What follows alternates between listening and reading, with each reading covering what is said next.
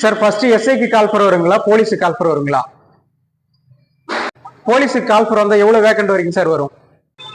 சில யூடியூப் சேனல்ல இல்லை வேற ஏதாவது நண்பர்கள் கிட்ட பேசும்போதெல்லாம் ஃபர்ஸ்ட் எஸ்ஐக்கு தான் வரும், ஃபர்ஸ்ட் கால் ஃபார் வந்துட்டு போலீஸுக்கு தான் வரும் அப்படின்னு சொல்லிட்டு பேசுறாங்க. இது எல்லாமே வந்துட்டு ஒரு யூகத்து அடிப்படையில் பேசுறது தான். எஸ்ஐக்கு வருமா போலீஸுக்கு வருமா அப்படின்றத பொறுத்து இருந்துதான் பார்க்கணும். கால் ஃபார் வந்ததுக்கு அப்புறம் தான் தெரியும். அதனால வந்துட்டு இதுதான் வரப்போகுது அப்படின்ட்டு சரியா சொல்ல முடியாது. அதே மாதிரி எவ்வளவு வேக்கண்ட் வருதுன்னு கேக்குறீங்க.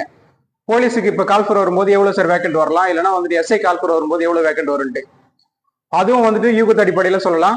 ஆனா கண்டிப்பா ஒண்ணு மட்டும் தெளிவா சொல்லலாம், லாஸ்ட் 2 பேட்சுக்கு வந்ததை விட இந்த டைம் போஸ்டிங் அதிகமா வர்றதுக்கான வாய்ப்பு அதிகம்.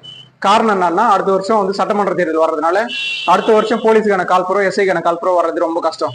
அதனால அடுத்த வருஷத்துக்கு சேர்த்து இந்த வருஷத்துக்கு கால் ஃபார் பண்ணுவாங்க. இதுக்கு முன்னாடி வந்த 2 பேட்சை விட இந்த டைம் அதிகமா வர்றதுக்கான வாய்ப்பு இருக்கு, போலீஸுக்கும் எஸ்ஐக்கும். அதனால மிஸ் பண்ணிடாதீங்க, நல்லா படிங்க.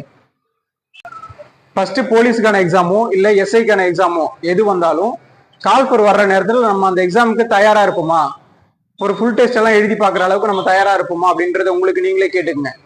கால் ஃபார் வந்ததுக்கு அப்புறம் உங்களுக்கு அதிகபட்சம் 3 மாசம் தான் டைம் தருவாங்க. அந்த 3 மாசத்துல புதுசா வந்து படிக்கலான்றதெல்லாம் சாத்தியமே இல்லை. ஏற்கனவே படிச்சிருந்தா அதை ரீகால் பண்ணலாம், பதட்டம் இல்லாம பண்ணலாம்.